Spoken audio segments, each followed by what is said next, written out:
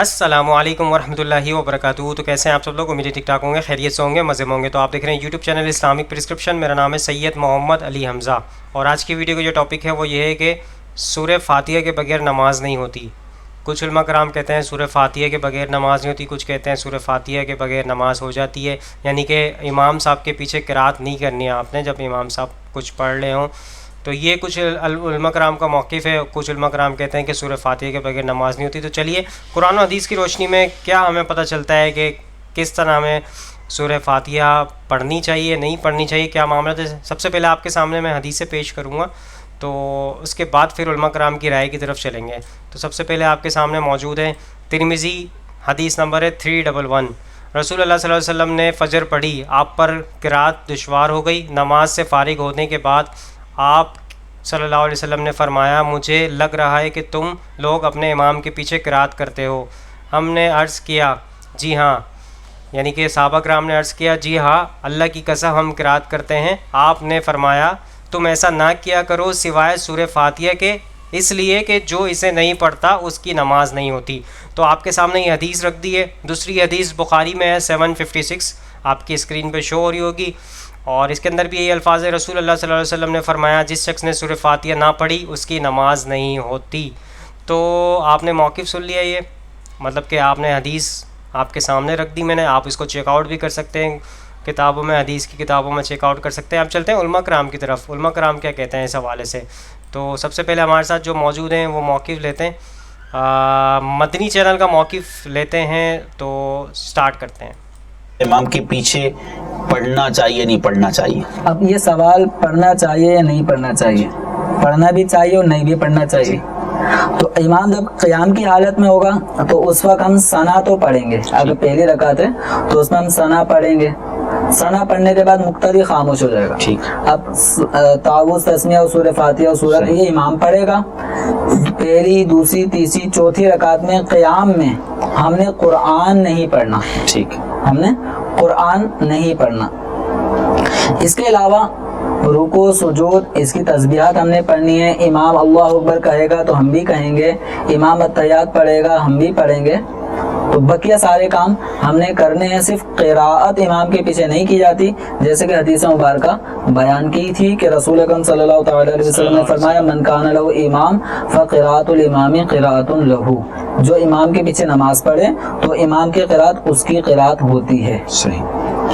تو امید ہے یوسف بھائی کی تشفی ہو چکی ہوگی کہ اگر نماز پڑھ رہے ہیں تو جیسے قیام میں مطلب سورہ فاتحہ وغیرہ پڑھی جاتی ہے، سورت ملائی جاتی ہے، تو یہ امام کے پیچھے چاہے امام بلند آواز میں قرات کرے، آہستہ آواز میں قرات کرے، امام کے پیچھے قرات وغیرہ نہیں کی جائے گی. جبکہ رکوع اور سجود میں جو تسبیحات ہیں، جو اذکار ہیں وہ پڑھے جائیں گے. لیکن یہ بات یاد رکھیے، چونکہ الحمدللہ ہم اہل سنت و جماعت اور پھر امام اعظم ابو حنیفہ رضی اللہ تعالیٰ عنہ کے مقلد ہیں، حنفی ہیں، تو یہ احناف کے اعتبار سے مسائل بیان کیے جا رہے ہیں. تو اگر کوئی دوسرے امام صاحب کے مقلد ہیں تو وہ اپنے امام صاحب کے بتائے ہوئے مسائل کے مطابق عمل کریں. مدنی چینل پہ جو بھی مسائل عام طور پہ بیان ہو رہے ہیں تو یہ فقہ حنفی کے مطابق ہی کیونکہ دنیا بھر میں اس وقت یہ سلسلہ بھی آن ایئر جا رہا ہے، تو اس لیے پھر ہمارے وہ اسلام بھائی جو دیگر ائمہ سے مطلب ان کے مقلد ہو، امام شافعی رضی اللہ تعالیٰ عنہ، امام مالک رضی اللہ تعالیٰ عنہ، یا امام احمد بن حنبل رضی اللہ تعالیٰ عنہ، تو ان کے فقہ میں جو جیسے مسائل بیان کیے گئے اپنے امام صاحب کے بتائے وہ مسائل کے مطابق. دوستو آپ نے مدنی چینل کا موقف سن لیا. انہوں نے کہا کہ جو ہے امام قرات کرے تو آپ نے قرات نہیں کرنی. انہوں نے جو ہے نا اس طرح کا موقف پیش کر دیا، اور باقی جو جس امام کو فالو کرتا ہے اس حساب سے اس پہ عمل کرے. اور قرآن و حدیث کی روشنی میں جو انہوں نے بتایا، باقی حدیثیں پیش نہیں کی کہ اس طرح کا معاملہ جو نبی کریم صلی اللہ علیہ وسلم نے بتایا. چلے آگے چلتے ہیں، طارق موسیٰ صاحب کا موقف سنتے ہیں، وہ کیا کہتے ہیں اس حوالے سے. ابو ظبی میں تھا تو ایک صاحب تھے، ان کو بیچارے اسی چکر میں نا پھنس گئے تھے. اب انہوں نے 30-35 سال تو نماز پڑھی امام کے پیچھے خاموش کھڑے ہو کر. اب کوئی ان کو مل گیا، وہ بار بار یہی فاتحہ پڑھو فاتحہ پڑھو فاتحہ پڑھو. چھوڑ دو بھائی اس کو اپنے حال پہ یار، وہ کچھ اور کاموں میں لگاؤ، زنا کے خلاف، بے حیائی کے خلاف، یا مسجدوں کو نمازی ہوں کہ بھی نمازی بنانے کی فکر کرتے ہیں، چاہے جس طرح سے بھی پڑھ لے، لیکن چلو نہیں جی اس طرح سے تو ہوتی نہیں ہے جس طرح سے تم پڑھ رہے ہو. تو انہوں نے مجھے پرچی لکھ کے دی. میں بہت بیزار آ گیا ہوں، میری 30-35 سال کی نمازیں ہوئی ہیں کہ نہیں ہوئی ہیں، آئندہ کیا کروں، کوئی حدیث ہے؟ تو میں نے وہی بیٹھے بیٹھے مجھے حدیث یاد آ گئی. میں نے کہا رسول اللہ صلی اللہ علیہ وسلم نے ارشاد فرمایا انما جعل الامام لیتم بہ. صحیح مسلم کی حدیث ہے, امام کو امام اس لیے بنایا جاتا ہے کہ اس کی اقتدا کی جائے. فاذا کبر فکبروا, جب تکبیر کہے تو تکبیر کہو. واذا قرأ فانصتوا, جب قرات شروع کرے تو خاموش ہو جاؤ. واذا قال ولا الضالین, جب ولا الضالین کہے تو آمین کہو. واذا رکع فرکعوا, جب رکوع کرے تو رکوع کر لو. میں نے کہا دیکھو اس حدیث میں بتایا جا رہا ہے امام نے کیا کرنا ہے اور مقتدی نے کیا کرنا ہے, دونوں کے الگ الگ وظیفے. اس میں کہیں بھی نہیں ہے کہ اذا جب وہ فاتحہ پڑھے تو تم بھی کیا پڑھو, اگرچہ دوسری حدیث بھی ہے اس کے مخالف, لیکن یہ بھی تو ہے نا. صرف وہی والی نظر آ رہی ہے, یہ والی نہیں آ رہی. اس کا مطلب آپ مسلک پرست ہو, ہم تو بڑا ظرف کر کے کہہ رہے ہیں وہ بھی ٹھیک یہ بھی ٹھیک, لیکن آپ کا ظرف چھوٹا ہے. آپ فرقہ پرست ہو کہ یہی ٹھیک وہ والی بالکل بھی ٹھیک نہیں ہے. تو وہ بیچارہ پٹھان لڑکا تھا, سیدھا وہ حیران ہوئے, کہہ رہے یار ایسا بھی ہے. کہہ رہے وہ جو حدیث آتا ہے کہ من لم یقرأ بفاتحۃ الکتاب لا صلاۃ لہ, جو فاتحہ نہیں پڑھتا اس کی نماز نہیں ہوتی. میں نے کہا یہ امام کے بارے میں ہے یا منفرد کے بارے میں ہے, کیونکہ جو مقتدی ہے نا, جب امام نے فاتحہ پڑھی تو گویا مقتدی نے پڑھ لی ہے, تو اس کو نہ پڑھنے والا کہہ ہی نہیں سکتے. کہہ رہے یہ کیسے ممکن ہے, یہ تو آپ عقل سے کہہ رہے ہیں. میں نے کہا حدیث میں آتا ہے, پوری حدیث صحیح ہے, مسلم کی ہے. من لم یقرأ بفاتحۃ الکتاب فصاعدا, جو سورہ فاتحہ پلس آگے قرات نہیں کرتا اس کی نماز نہیں ہوتی. یہ بھی مسلم کی حدیث ہے. سمجھ میں آ رہی ہے بات؟ حدیث میں آتا ہے جو سورہ فاتحہ نہیں پڑھتا اور آگے قرات نہیں کرتا. تو میں نے کہا کیا امام کے پیچھے آپ سورہ فاتحہ کے علاوہ قرات کرتے ہو؟ کہنے لگے اس کا تو کوئی بھی قائل نہیں ہے. میں نے کہا اس سے پتہ چلتا ہے کہ جیسے یہاں آ رہا ہے نا کہ فاتحہ پلس قرات ضروری ہے, تو اس سے مراد امام اور منفرد. تو جس حدیث میں فاتحہ کا ہے اس سے بھی مراد کیا ہے, امام یا منفرد. مقتدی کی خود بخود ہو رہی ہے. اور اس پر واضح حدیث ہے, رسول اللہ صلی اللہ علیہ وسلم نے ارشاد فرمایا من کان لہ امام فقراءۃ الامام لہ قراءہ, جس شخص کا کوئی امام ہو تو امام کی قراءت مقتدی کے لیے کافی ہے. اس حدیث کو ناصر الالبانی رحمہ اللہ نے صحیح قرار دیا ہے. سمجھ میں آ رہی ہے بات کی نہیں آ رہی ہے؟ تو میں نہیں کہہ رہا کہ دوسری طرف دلیل نہیں ہے, لیکن یہ بھی بہت جاندار دلائل ہیں جس کے آپ سننے کو گوارا نہیں کرتے آپ. اور آج کل ایک مارکیٹ میں چیز بہت کہ اپنے مخالف کے جب حدیث آئے نا فوراً ضعیف ہونے کا ٹھپا لگا دو اس کو. ضعیف, یہ بڑا بہترین حربہ ہے, ضعیف. اگلا ویسے ہی نفسیاتی طور پر ایک امپریشن پڑ جاتا ہے کہ یار کچھ تو دال میں کالا کالا ہے.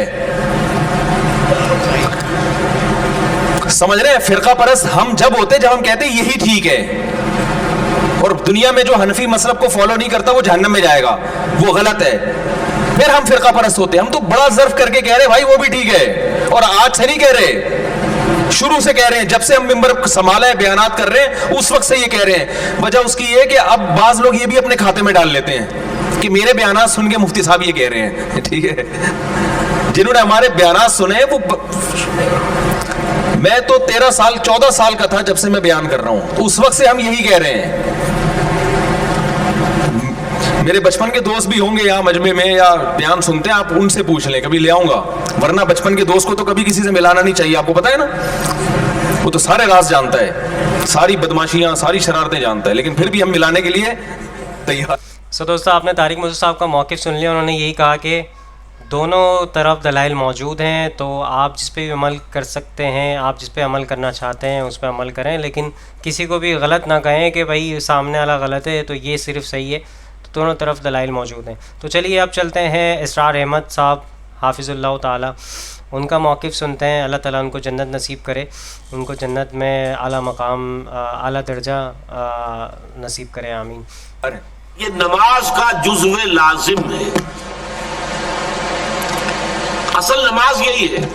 یہ تو بعد میں آپ کو ایک حدیث قدسی سناؤں گا انشاءاللہ, اگلا جو درس ہوگا اس کے حوالے سے بہت سی باتیں واضح ہوں گی. اس وقت یہ ہے کہ اصل نماز یہی ہے, یہ سورہ فاتحہ. چنانچہ میں آپ کو حدیث سنا رہا ہوں جو صحیح بخاری میں بھی ہے, صحیح مسلم میں بھی ہے, جامع ترمذی میں بھی ہے, سنن ابی داؤد میں بھی ہے, سنن نسائی میں بھی ہے, اور بہت سی کتابوں میں موجود ہے. اور یہ عن عبادہ بن صامت رضی اللہ تعالی عنہ, حضرت عبادہ بن صامت سے ہے مرفوعا کہ حضور نے فرمایا لا صلاۃ لمن لم یقرأ بفاتحۃ الکتاب، اس شخص کی کوئی نماز نہیں ہے جس نے کہ سورہ فاتحہ کی تلاوت نہیں کی۔ اب اس سے ہمارے ہاں ایک بڑا اختلاف پیدا ہوا، وہ نوٹ کر لیجئے۔ ایک رائے یہ ہے آپ اگر علیحدہ نماز پڑھ رہے ہیں تو ظاہر بات ہے کہ آپ کو ہر رکعت میں خود پڑھنی ہی پڑھنی ہے سورہ فاتحہ۔ جب باجماعت پڑھ رہے ہیں کیا شکل ہو، امام پڑھ رہا ہے سورہ فاتحہ تو کیا مقتدی کو بھی پڑھنی چاہیے؟ اس حدیث میں جو الفاظ کی شدت ہے اس کی بنا پر رجحان یہ ہوتا ہے کہ یقیناً اس صورت میں ہر شخص کو لا صلاۃ لمن لم یقرأ بفاتحۃ الکتاب، جس نے کہ فاتحہ کی تلاوت نہیں کی، قرات نہیں کی، اس کی کوئی نماز ہی نہیں۔ تو یہ موقف ہے امام شافعی کا، یہی مسلک ہے ہمارے اہل حدیث بھائیوں کا کہ آپ چاہے اکیلے نماز پڑھ رہے ہو، چاہے امام کے پیچھے پڑھ رہے ہو، اور چاہے امام جو ہے وہ جہری رکعت پڑھا رہا ہے اور چاہے سری رکعت پڑھا رہا ہے۔ خاموشی والی رکعت سورہ آپ کو معلوم ہے کہ نماز جو ظہر اور عصر کی ہے تو چاروں رکعتیں جو ہے وہ سری ہے، مغرب کے اندر آ کر 2 جہری ہیں 1 سری ہے، عشاء میں آ کر 2 جہری ہیں 2 سری ہیں، سورہ اور نماز فجر کے اندر دونوں جو ہیں وہ جہری ہیں۔ تو چاہے جہری ہو چاہے سری ہو، آپ کو بھی لازماً جو مقتدی ہے اسے بھی سورہ فاتحہ پڑھنی ہوگی۔ اب اس کے لیے انہوں نے یہ طریقہ جو ہے تلقین کیا ہے کہ امام تیزی سے نہ پڑھے، رک رک کر پڑھے، الحمدللہ رب العالمین، اس کے بعد اتنا وقفہ دے دے کہ جو مقتدی ہے وہ بھی کہہ لے اپنے دل میں یا پڑھ لے الحمدللہ رب العالمین الرحمن الرحیم۔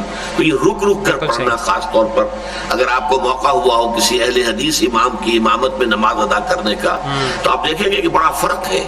ہمارے جو حنفی امام الحمدللہ رب العالمین الرحمن الرحیم مالک یوم الدین ایاک نعبد و ایاک نستعین، 4 آیتیں جو ہے وہ بھی ایک ساتھ میں پڑھ جائیں گی۔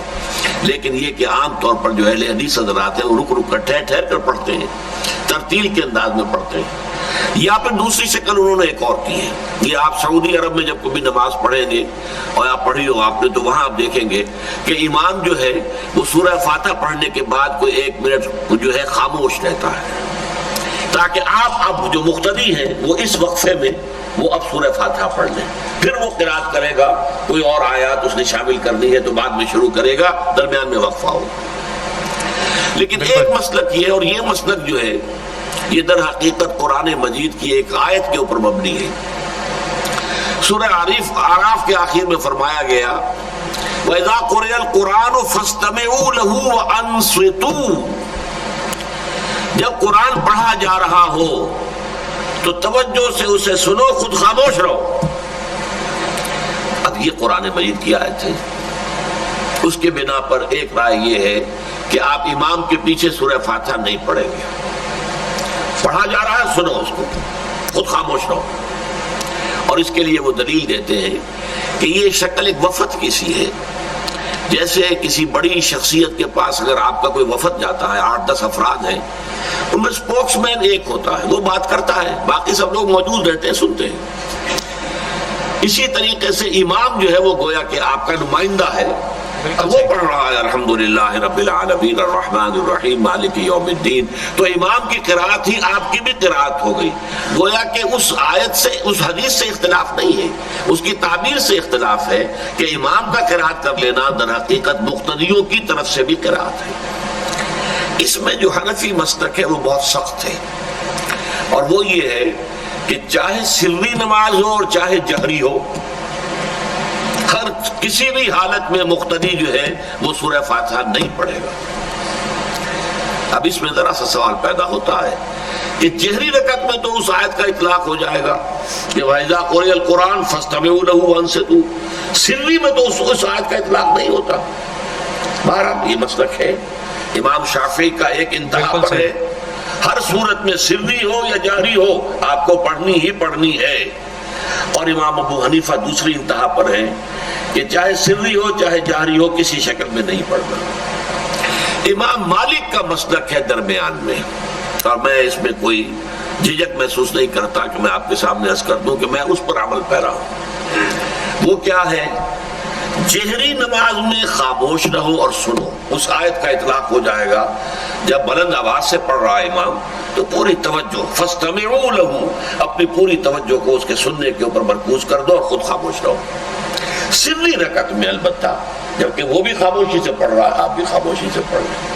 बहरहाल इन चीज़ों में मैंने ये सब कुछ बयान किया है, तो उससे जो मेरा मकसूद है वो ये है कि मालूम हो जाए कि इसमें कोई बड़ी बुनियादी बात नहीं है।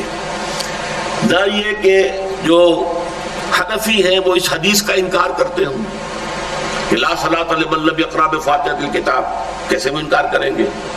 और ना ही कोई जो हम्बली है या अहले हदीस है वो कुरान की उस आयत का इख्तिलाफ से जो है वो इख्तिलाफ कर सकता है कि इज़ा क़ुरिअल क़ुरान फ़स्तमिऊ लहू वअनसितू।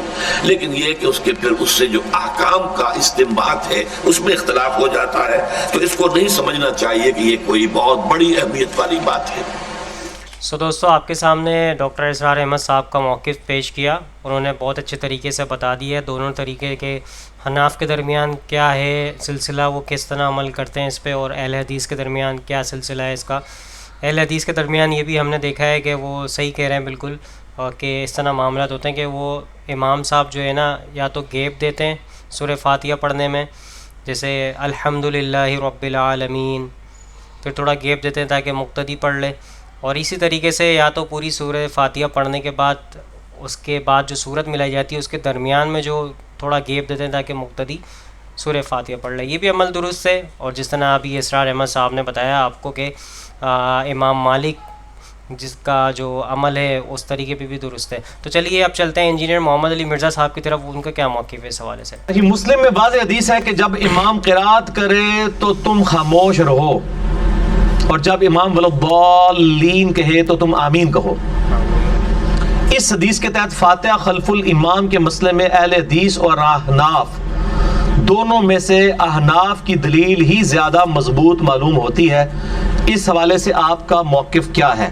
जो सिरी नमाजें उनकी रखते हैं, हमारी दिन रात की रकतों में जो 17 फ़र्ज़ रखते हैं, 2 फजर, 4 ज़ोहर, 4 असर, 3 मगरिब, 4 इशा, ये फ़र्ज़ नमाज है ना। 17 में से 11 रकतें ऐसी हैं जो सिरन है, और सिर्फ 6 हैं जो जहरन है। यानी 11 में तो सब नहीं फातिहा पढ़नी है, कोई बहाना नहीं है। वाइदा कुरिअल कुरान फस्तमिऊ लहू वाला बहाना भी कोई नहीं है। दुकानों के हिसाब करने हैं तो करते रहे आप जोर असर में खड़े होके। वो कहते हैं नहीं जी, जामिया तिरमिज़ी में हदीस है, अल-मुवत्ता इमाम मालिक में सही सनद के साथ है, बल्कि इमाम मालिक से इमाम तिरमिज़ी ने ली है कि जाबिर बिन अब्दुल्लाह अंसारी रज़ियल्लाहु ताला अन्हु कहते हैं कि फातिहा के बगैर नमाज नहीं होती मगर ये कि तुम इमाम के पीछे हो।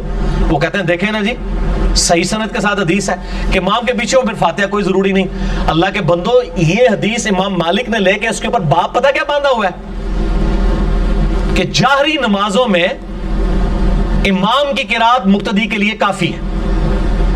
जोर असर पे तो लिया ही नहीं किसी ने, क्यों नहीं लिया? सुनन इब्न माजा में यही जाबिर बिन अब्दुल्लाह कहते हैं कि हम नबी सल्लल्लाहु अलैहि वसल्लम के पीछे जोर असर की नमाजों में और बाकी जो जारी नमाजों की आखिरी 2 रकतों में सूरतुल फातिहा पढ़ते थे, और जोर असर में नबी इस्लाम के पीछे सूरह फातिहा के साथ सूरत भी मिलाया करते थे। जब वो सहाबी जो खुद रिवायत कर रहा है कि फातिहा के बगैर नमाज नहीं होती मगर ये कि तुम इमाम के पीछे हो, और वो ये खुद कह रहा है कि हम नबी इस्लाम के पीछे जोर असर में सूरह फातिहा भी पढ़ते थे और सूरत भी मिलाते थे, इसका मतलब है कि वो जारी नमाज मुराद ले रहा है जिसमें आप इमाम को सुन रहे हैं। और ज़ाहिर है ये अकलन भी ठीक है कि आपका सुनना और पढ़ना एक ही हुक्म में दाखिल हो जाएंगे। और इमाम मालिक ने बकायदा इस हदीस के ऊपर बाप बांधा। इमाम तिरमिज़ी ने ये हदीस इमाम मालिक से 2 वास्तों से ली है, और इमाम मालिक ने बकायदा बाप बांधा है।